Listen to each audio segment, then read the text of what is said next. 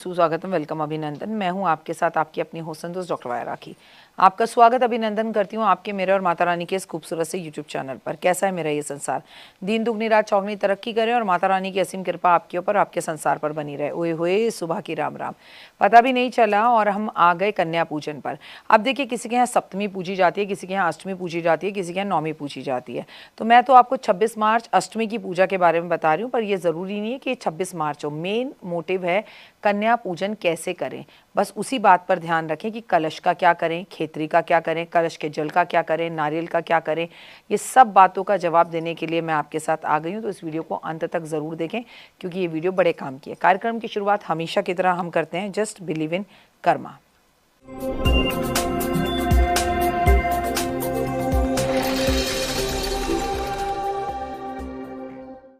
सबसे पहले ये जान लीजिए कि कन्या पूजन अष्टमी और नौमी के दिन किया जाता है। किसी किसी के घर यहाँ सप्तमी में भी किया जाता है। कन्या पूजन के लिए कोई निश्चित समय नहीं होता, लेकिन समझदारी यही होती है कि सुबह खाली पेट जितनी भोर भये में आप कर लें कन्या पूजन, उतना अच्छा होता है। आप माता रानी की पूजा और हवन के बाद कन्याओं को भोजन कराते हैं। इस 2 दिनों में हर समय शुभ होता है। आप स्टेप बाय स्टेप आपको बताती जाऊंगी, आप करते रहिए। सबसे पहले अगर आप अष्टमी पूछते हैं तो सप्तमी में ही कन्याओं को जाकर निमंत्रण देकर आएँ कि कल आपको हमारे घर पर भोजन करने के लिए आना है और इतने बजे आना है। जिस स्थान पर कन्या पूजन हो उस स्थान को शुद्ध कीजिए, गंगा जल से पवित्र कीजिए, सुगंधित कीजिए, साफ सुथरा कीजिए और कन्याओं के बैठने के लिए आसन लगाइए। फिर उस स्थान को साफ सुथरा कर लीजिए। कन्याएं जब आएँ तो उनको सबसे पहले पैर उनके धुलवाइए। पैर धुलवाकर उनके पैर पोंछकर उनको अपने घर के अंदर एंट्री कराइए। गद्देदार उस जगह पर उन्हें बिठाइए और बिठाने के बाद उनके माथे पर कुमकुम और हल्दी का तिलक ज़रूर लगाएं। उसके बाद आप कन्याओं के हाथ में कलावा बांधें और उसके बाद आपको कन्याओं को मुस्कुराते हुए माथे पर जो कुमकुम लगाई है उस पर अक्षत लगाएं, कलावा बांधें और उनके साथ बातें करते रहें।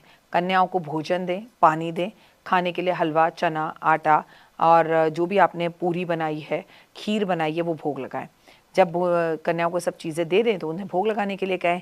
साथ में जयकारे करते रहें। कन्याओं को एक कहानी सुनाएं और कुछ उपहार में उन्हें तोहफे दें।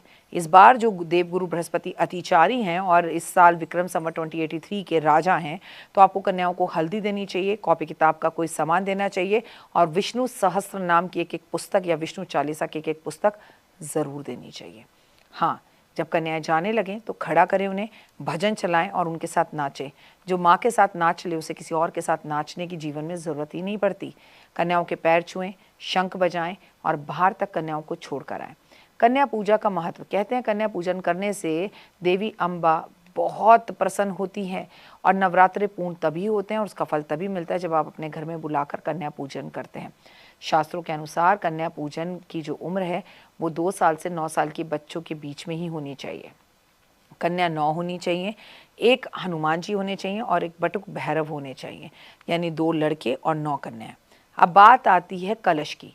अष्टमी और नौमी के बाद आखिर हम कलश स्थापना क्या, उसका पानी का क्या करें? उस पानी को पूरे घर में छिड़काव करें, कन्याओं पर भी छिड़के, थोड़ा सा जल पिएं और उसके बाद उस कलश में जो सामान था उसे पेड़ के नीचे रख दें, लेकिन उसमें जो चांदी का सिक्का या नॉर्मल सिक्का था उसे लाल कपड़े में बांधकर अपनी तिजोरी में रखें। कलश को आप चाहें तो पेन स्टैंड बना लें, नहीं तो कलश को तोड़कर ऊपर से हल्का पक्षियों को पानी देने के लिए उसका प्रयोग किया जा सकता है।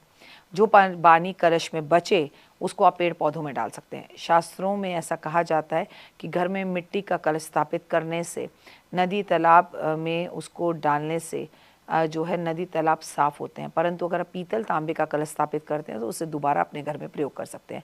कलश में जो नारियल होता है उसे तोड़ें और तोड़कर प्रसाद के रूप में कन्याओं को ही बांटें। अगर नारियल टूटा हुआ निकले, नारियल में क्रैक मिले, तो आपको बहुत खुश होना चाहिए कि माँ ने आपकी भेंट को स्वीकार करा।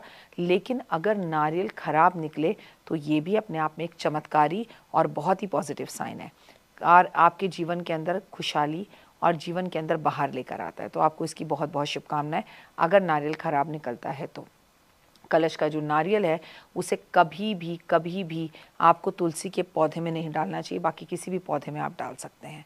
आपको मैं एक बात बता दूं, जीवन में अगर आपको आगे बढ़ना है तो माँ को जो श्रृंगार आपने अर्पण किया उसमें से वो सारा श्रृंगार किसी सुहागन को या आपके घर के अंदर जो प्यारी प्यारी कन्या आई हैं उन्हें आप दे सकते हैं। इससे भी आपको काफ़ी लाभ होगा। आपने जो खेतरी बीजी है उसमें से थोड़ी खेतरी निकाल कर अपनी तिजोरी में रख लीजिए, जो जौ बीजे हैं आपने, और बाकी की बाकी सारी जौ को आप किसी गाय को खिला दें, उसका अनादर ना करें, और उसका जो बर्तन है उसे जानवरों को, पक्षियों को पानी देने के लिए रख लीजिए। और याद रखिए कि उसकी जो मिट्टी है उसे अपने घर के पेड़ पौधों में डाल लीजिए। इधर उधर अपने ज्वारे छोड़कर मत आइए। और लोग ज्वारों का जूस निकाल कर भी अगले दिन सुबह पी लेते हैं, क्योंकि वो आपके जीवन के अंदर नकारात्मकता को दूर करते हैं और शुगर को कंट्रोल करते हैं। और एक बात याद रखिए कि क्या ज्वारों का जूस निकाल कर पी सकते हैं, उसे किसी भी पेड़ के नीचे रख कर आने से कई करोड़ गुना ज़्यादा बेहतर अच्छा रिजल्ट देता है। तो करिए ये और अपने जीवन में खुशहाली लेकर आइए। फिलहाल मुझे दीजिए इजाज़त। अपने और अपनों का रखिए खास ख्याल। वो कहते हैं ना, जो मन चंगा तो कटौती में गंगा, मानो तो मैं गंगा माँ हूँ, न मानो तो बहता पानी। लेकिन आज की अपनी इस छोटी सी वीडियो में मैंने आपको कन्या पूजन के बारे में ज़रूर बताया। कलश का क्या करें, नारियल का क्या करें, और जो जौ बीजे हैं उनका क्या करें। इनका सम्मान वैसे ही करिए जितना ज़रूरी इनकी स्थापना है, उतना ही ज़रूरी इनका विसर्जन है। जय माता दी।